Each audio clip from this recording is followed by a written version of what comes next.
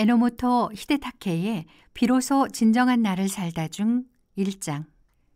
이유 없이 마음속에서 울리는 내면의 소리는 하늘의 선물. 회사를 관두고 미국으로 떠난 유학. 5번 도전하고 5번 실패한 유학시험. 나는 학창시절부터 줄곧 유학에 대한 꿈이 있었다. 운 좋게도 입사한 회사에 해외 유학 제도가 있었다. 나는 입사한 이듬해부터 매년 지원서를 냈다. 지원한 사람은 영어 평가와 소논문 심사를 받고 여기에 합격하면 임원 면접을 거쳐 최종 합격 통보를 받는다. 이렇게 합격한 한두 명이 회사 지원금을 받고 외국에 있는 대학으로 유학을 갈 수가 있다. 그러나 나는 5번 도전, 5번 실패의 고배를 마셔야만 했다. 이 중 4번은 최종 임원 면접까지 갔지만 결과는 불합격이었다. 이유를 묻자 돌아온 답은 유학을 가고 싶어 하는 마음은 충분히 알겠지만 왜 가고 싶은지가 명확하지 않다는 것이었다. 그도 그럴 것이 실은 나 자신조차도 왜 가고 싶은지 몰랐다. 그냥 가고 싶었다. 이유는 명확하지 않지만 유학을 가고 싶다는 마음만은 거짓이 아니었다.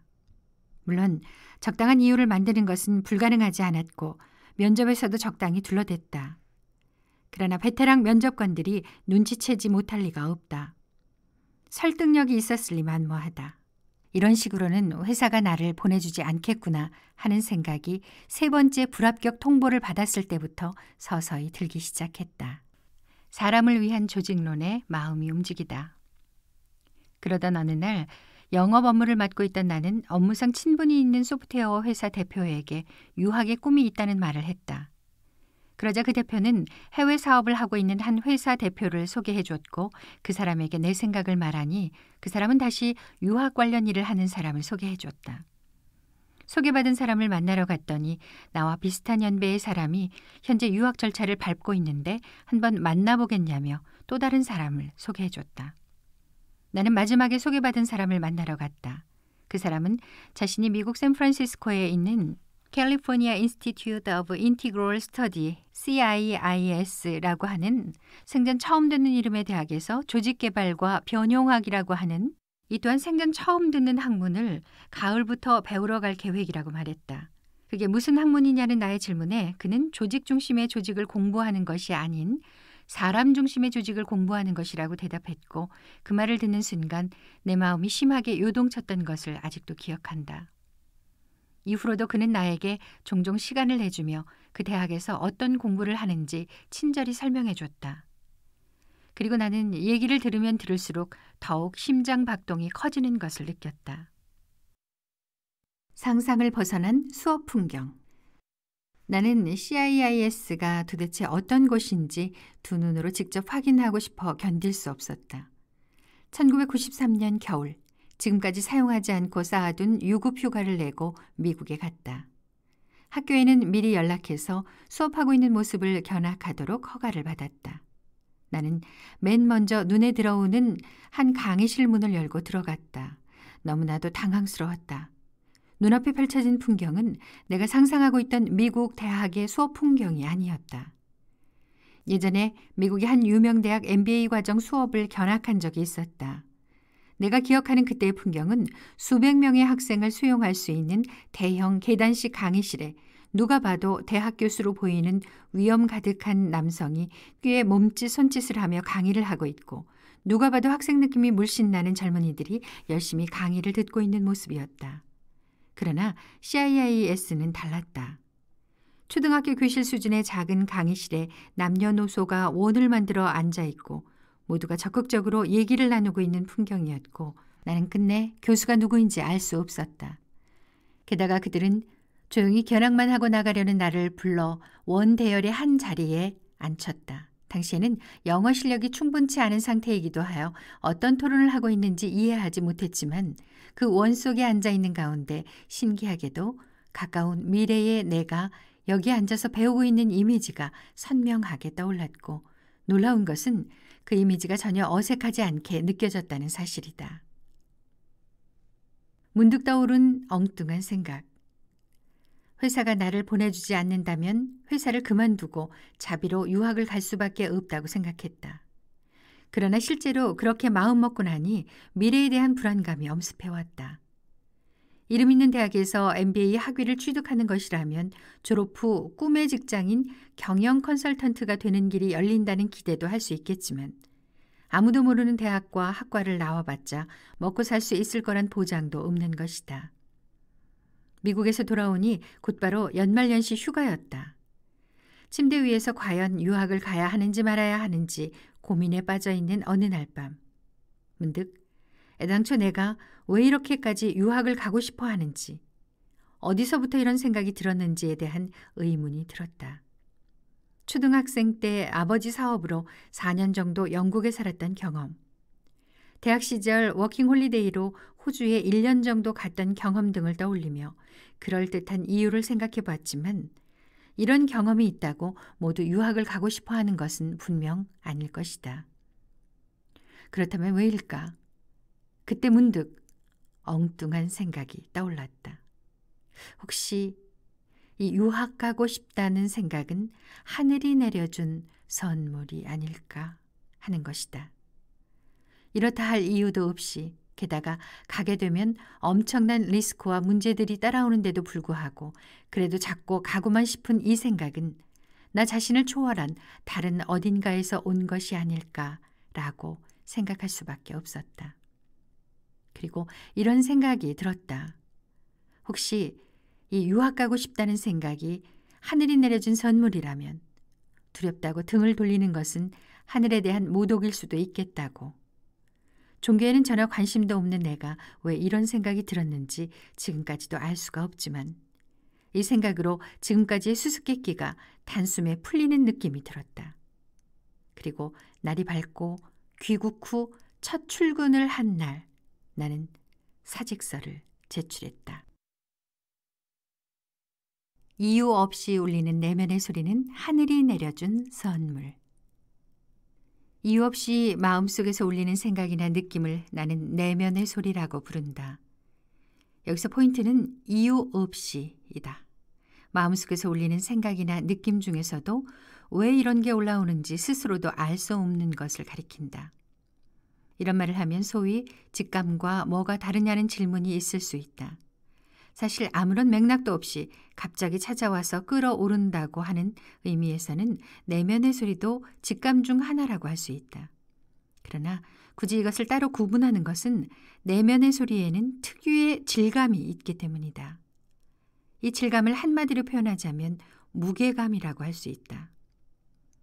직감에서 오는 뉘앙스는 즉흥적인 생각이나 갑자기 느껴지는 깨달음이지만 내가 말하는 내면의 소리는 마음속에서 이유 없이 울리는 생각이나 느낌 중에서도 특히 자신의 인생을 좌우할 만한 강한 임팩트가 있는 것을 말하며 만약 그것을 따랐을 때 자신이 지금까지 걸어온 길과는 크게 방향이 틀어질 가능성이 있는 생각이나 느낌을 말한다. 나의 에피소드로 말하면 먼저 유학 가고 싶다고 하는 생각이 여기에 해당한다. 또 소개를 받아 만나러 간 사람이 사람 중심의 조직론이라는 말을 했을 때 마음이 요동친 것도 그렇고 CIIS 수업을 견학하러 갔을 때 가까운 미래에 그곳에서 공부하고 있을 자신의 모습이 떠오른 것도 넓은 의미에서의 내면의 소리다. 또 유학 가고 싶다고 하는 마음이 하늘에서 내려준 선물은 아닐까 하는 엉뚱한 생각이 든 것은 내면의 소리 중에서도 으뜸에 해당하며 결과적으로 이 소리를 따라 회사를 그만두고 자비로 미국 유학을 떠나는 큰 변화가 내 인생에 찾아온 것이다. 내면의 소리는 종종 비상식적이고 비합리적이다. 내면의 소리가 가지는 또 하나의 특징은 의외성이다.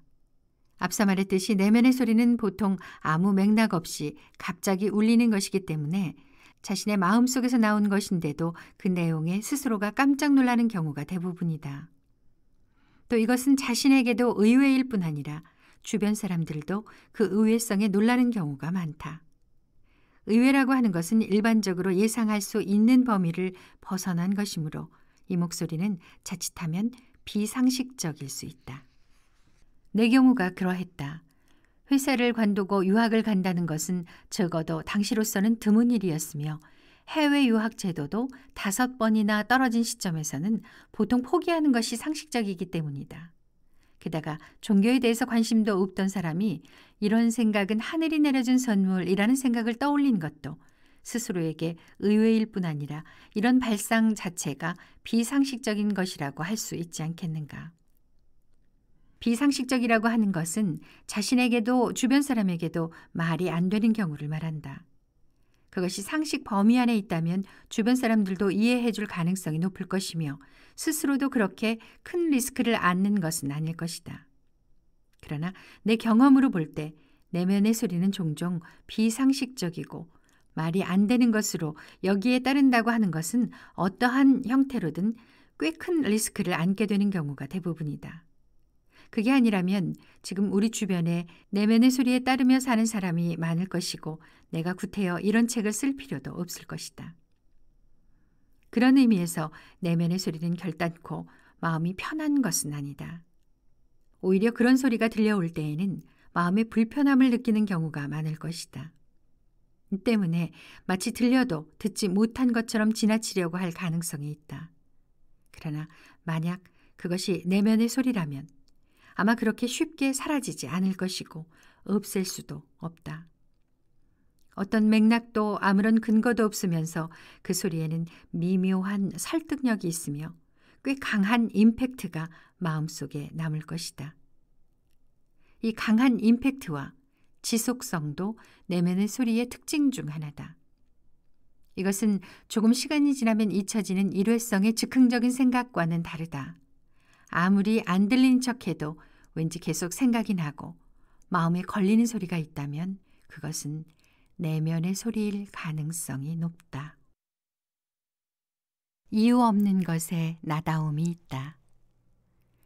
여기서 주의해야 할 것이 있다. 가령 내면에서 울리는 생각이나 마음이라도 그 근원이 외부에서 온 것, 다시 말해 자신이 오리지널이 아닌 생각이나 마음인 경우가 있다. 아니, 실제로는 외부에서 온 생각이나 마음이 내면에 차고 넘칠 것이다. 우리는 무의식 중에 주변의 기대나 체면 혹은 상식이라고 불리는 것들을 자신의 내면에 집어넣고 마치 그것이 자신의 생각이나 마음이라고 최면을 걸어버린다. 그리고 그런 생각이나 마음에는 대개 왜 그렇게 생각하는지에 대한 이유가 반드시 있다. 이유가 있다고 하는 것은 이런 생각이나 마음이 이성으로부터 출발했을 가능성이 높다. 이성이라고 하는 것은 본래부터 그 사람이 갖고 있는 것이 아니라 성장하면서 부모나 학교, 선생님 등 주변의 어른들과 밀접하게 관계를 맺으면서 점차 몸에 배는 것이므로 말하자면 후천적인 것이다. 따라서 왜 그렇게 생각하는지에 대해 바로 설명할 수 있는 생각이나 마음은 순수한 의미에서의 그 사람의 오리지널이라고 할 수 없는 것이다. 한편으로 왜 그렇게 생각하는지를 바로 설명할 수 없는 이른바 이유가 없는 생각이나 마음일수록 타인이나 세상에 영향을 받지 않는 그 사람만의 오리지널일 가능성이 높다. 즉, 이유가 없는 것에 나다움이 숨어 있다고 해도 과언이 아니다.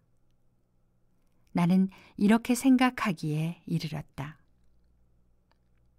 내면의 소리에 따르는 것이 진정한 나를 사는 것.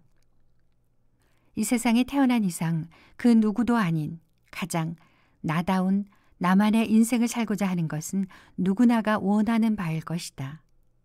그리고 만약 그 누구도 아닌 가장 나다운 나만의 인생을 산다는 것이 바로 진정한 나를 산다고 하는 것에 동의한다면 유념해야 할 것이 있다. 다름 아닌 자신의 내면의 소리에 귀를 더 기울이는 것이다. 왜냐하면 외부에서 오는 것이 아닌 자신의 내면에서 이유 없이 울리는 것이야말로 나다움이 숨어 있다는 증거며 거기에 따르는 것이 더욱 나답게 사는 삶으로 연결되기 때문이다. 내가 내면의 소리를 하늘에서 내려준 선물이라고 생각하는 이유가 바로 여기에 있다.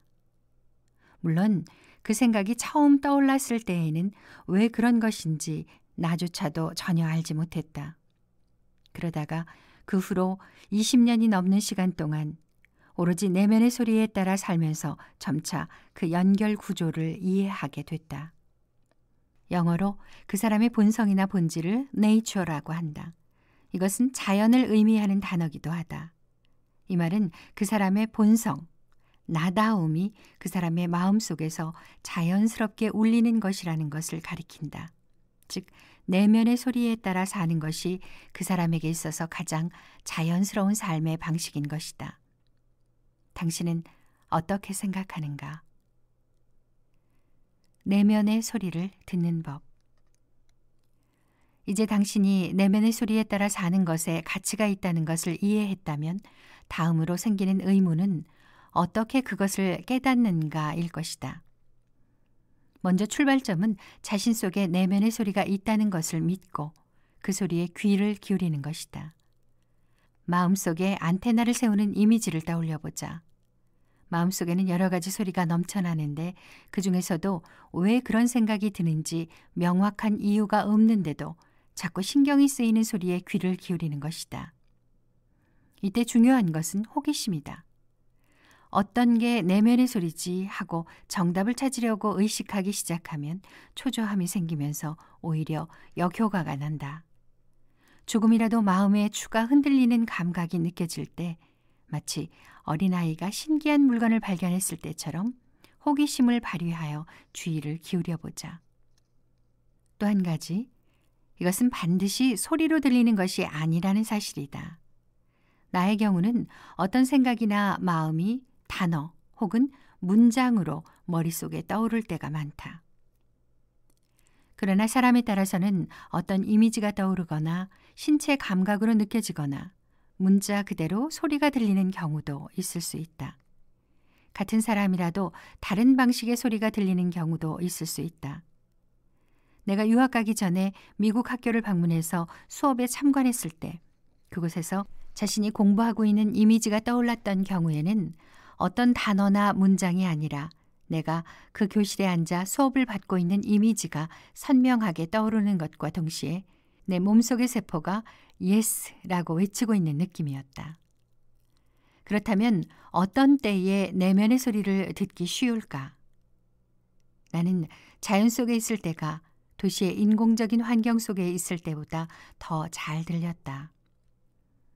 앞서 말한 것처럼 영어의 nature라고 하는 단어가 자연이라는 의미와 본성이라는 의미를 모두 갖고 있듯이 자연 속에 있을 때 자신의 본성과 더 연결되기 쉬운 상태가 되는지도 모르겠다. 그래서 나는 가급적 일상생활에서도 자연과 접할 기회를 갖도록 노력한다. 내면의 소리인지 아닌지는 그 소리에 반응을 해야만 알 수 있다. 앞에서 말한 방법으로 마음속에서 이유 없이 울리는 소리에 귀를 기울이는 가운데 당신의 귀에 내면의 소리로 여겨지는 것이 들렸다고 치자. 자, 이제 당신은 어떻게 할 것인가? 그것이 진정한 내면의 소리인지 아닌지 확신을 갖지 못한 채 주저하고 있지는 않은가? 나 또한 처음부터 내면의 소리에 확신을 가졌던 것은 아니다. 유학 가고 싶다는 내면의 소리가 처음 들렸을 때는 스스로도 이게 어느 정도 진심인지 전혀 알지 못했다. 그러던 와중에 다니고 있던 회사에 해외 유학 제도가 생겼다는 말에 듣던 중 반가운 소리라며 지원한 것이 첫 액션이었다. 믿져야 본전이라는 생각으로 가볍게 지원했다가 불합격 통보를 받았을 때 생각보다 크게 낙담하며 마음고생을 하고 나서야 내가 생각했던 것 이상으로 진심이었구나 하는 것을 깨달았다. 그 후 1년에 한 번 시행되는 그 해외 유학 시험에 매년 도전하면서 유학과 관련된 잡지와 책을 섭렵하고 출장으로 미국에 가면 이 제도로 이미 유학을 와 있는 입사 동기를 찾아가 얘기를 듣는 등 내가 할 수 있는 일은 다 했다. 또 기회가 있을 때마다 유학 가고 싶다는 생각을 주변 사람에게 알리고 다녔다. 이런 행동을 반복하다 보니 점차 어디서 어떤 공부를 할 것인가를 포함해서 구체적인 유학 계획이 서게 된 것이다. 중요한 것은 내면의 소리로 여겨지는 것이 들렸을 때에는 그대로 방치하지 말고 아주 사소한 것이라도 상관없으니 그 소리가 암시하는 방향을 향해 무리하지 않는 범위 내에서 어떤 액션을 취해보는 것이다. 그렇게 함으로써 그 마음이 더 강해진다면 이것은 내면의 소리일 가능성이 높다. 즉, 내면의 소리인지 아닌지는 액션을 취해 봐야만 알 수 있다는 것을 명심하라. 내면의 소리에 따를 것인지 결정하는 것은 나 자신. 사실 내면의 소리에 반드시 따라야 한다고 하는 법칙이 있는 것도 아니고 따르지 않는다고 해서 인생이 꼬이는 것도 아니다. 이 세상에 내면의 소리를 의식하지 않아도, 소리에 따르지 않아도 충분히 만족할 만한 삶을 사는 사람들은 얼마든지 많다. 그렇다면 나는 왜 이토록 내면의 소리에 집착할까? 앞서 말했듯이 나는 다른 누구의 것도 아닌 내 인생을 더욱 나답게 살기 위해서는 내 마음속에서 이유 없이 자연스럽게 울리는 것을 소중히 키워나가야 한다고 생각했기 때문이다. 바꿔 말하면 나는 대체 누구며 무엇을 위해 이 세상에 이렇게 태어났는지를 알려고 하는 마음이 늘 내 마음 깊은 곳에 자리 잡고 있었기 때문이다. 이런 삶의 방식은 결코 쉽지 않다.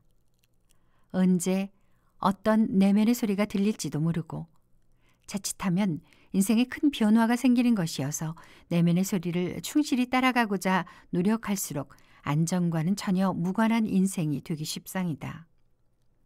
그러나 관점을 바꾸면 변화무쌍하면서 활기 넘치는 인생이 될 수 있다는 것을 의미한다. 여기서 중요한 것은 내면의 소리에 따르건 따르지 않건 간에 결정하는 것은 자기 자신이어야 한다는 것이다. 내면의 소리는 명령이 아니라 어디까지나 선물이기 때문에 소리가 들렸다고 해서 반드시 따라야 하는 것은 아니다. 무조건 따른다는 것은 스스로 인생을 결정하는 것이 아니라 마치 점괘에 의지하는 것과 마찬가지로 내면의 소리에 의지하게 돼버린다. 누구의 어떤 소리에 따르건 최종 결정을 내리는 것은 바로 자기 자신이어야 한다는 사실을 반드시 잊지 말자. 인생은 보장할 수 없기 때문에 더욱 재밌다.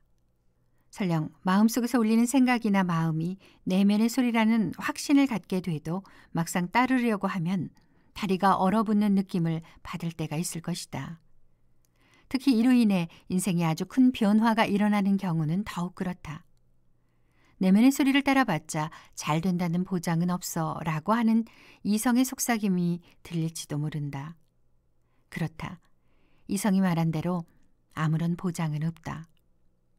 그러나 보장이 없는 것은 내면의 소리에 따른 경우뿐만 아니라 이성과 상식에 착실하게 따른 경우도 마찬가지가 아닌가. 지금 시대에 인생 이렇게 살면 된다고 하는 보장은 그 어디에도 없다. 어떻게 살아도 리스크는 따른다.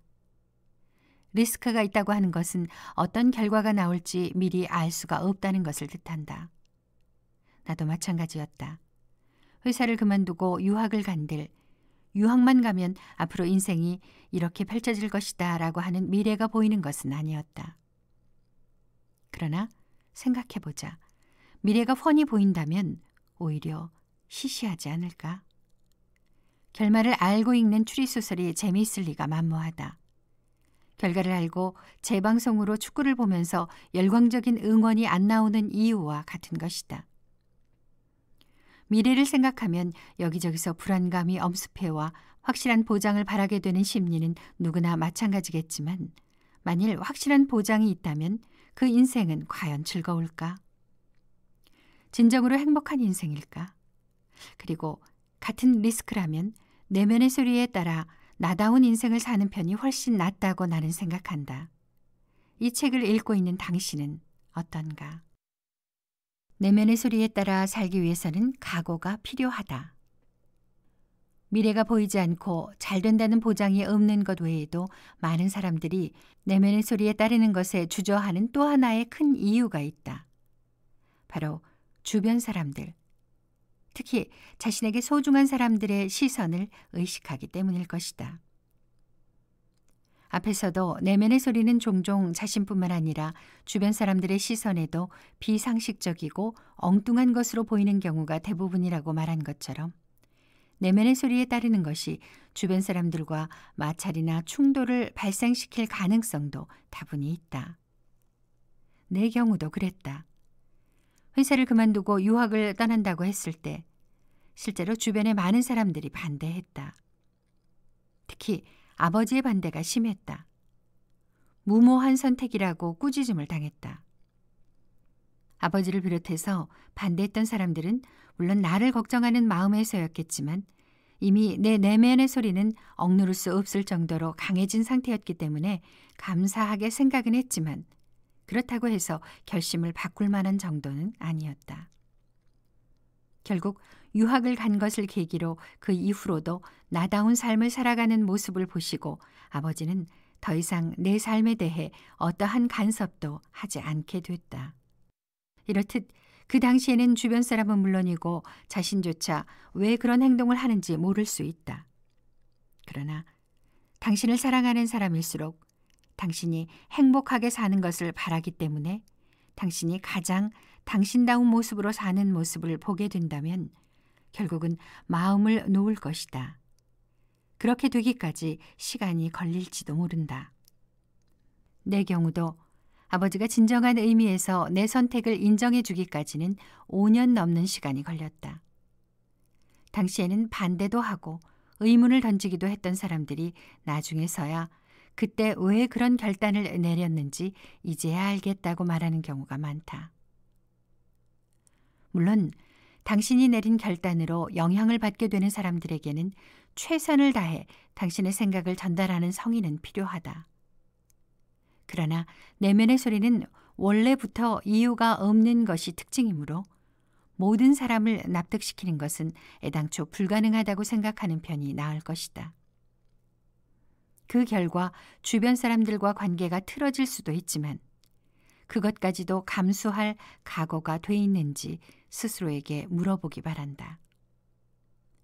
서운하게 들릴지 모르겠지만 그 정도의 각오 없이는 진정한 나를 사는 것은 힘들지 않겠는가. 자, 지금 당신에게 내면의 소리가 들리는가? 그리고 진정한 나를 살기 위해서 그 소리에 따르고 그 결과를 받아들일 각오는 돼 있는가?